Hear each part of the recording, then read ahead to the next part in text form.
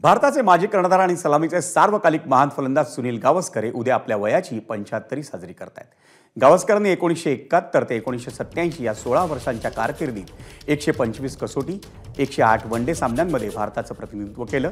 या कालावधीत एक सलामीवीर म्हणून त्यांनी आपल्या तंत्रशुद्ध फलंदाजीचा ठसा हा आंतरराष्ट्रीय क्रिकेटवर उमटवला।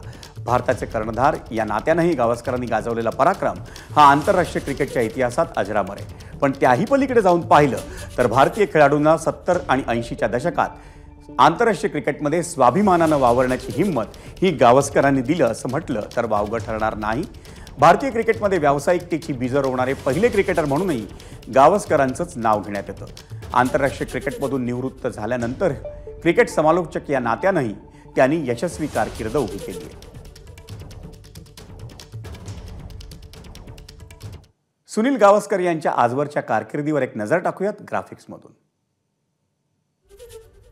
सुनील गावस्कर नाबाद 75 1971 ते 1987 अशी 16 वर्षांची आंतरराष्ट्रीय कारकीर्द। गावस्करांचं 125 कसोटी आणि 108 वनडे सामन्यांमध्ये भारताचं प्रतिनिधित्व। सलामीचे फलंदाज आणि कर्णधार नात्याने गावस्करांची मोठी कामगिरी आहे। 1971 साली विंडीज दौऱ्यात कसोटी पदार्पणात 774 धावांचा विक्रम त्यांनी रचला होता। कसोटी क्रिकेटच्या इतिहासात 10,000 धावांचा पल्ला ओलांडणारे ते पहिले फलंदाज। कसोटी क्रिकेटमध्ये झेलांचं शतक झळकावणारे पहिले भारतीय क्षेत्ररक्षक।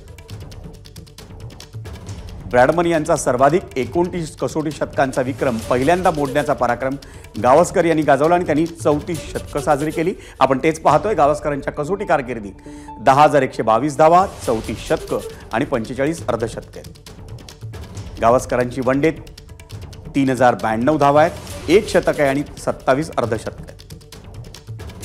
1983 सालच्या भारताच्या विश्वचषक विजेत्या संघाचे सुनील गावस्कर हे सदस्य आहेत। गावस्करांच्या नेतृत्वाखाली भारताला 1984 साली आशिया चषक मिळाला होता आणि 1985 साली त्यांच्याच नेतृत्वाखाली भारतानं जागतिक विजेतेपदाचा मान मिळवला। 1975 सालच्या पहिल्या विश्वचषकात गावस्करांची इंग्लंड विरुद्धची 60 षटकांमधली नाबाद 36 धावांची खेळी ही वादग्रस्त ठरली होती।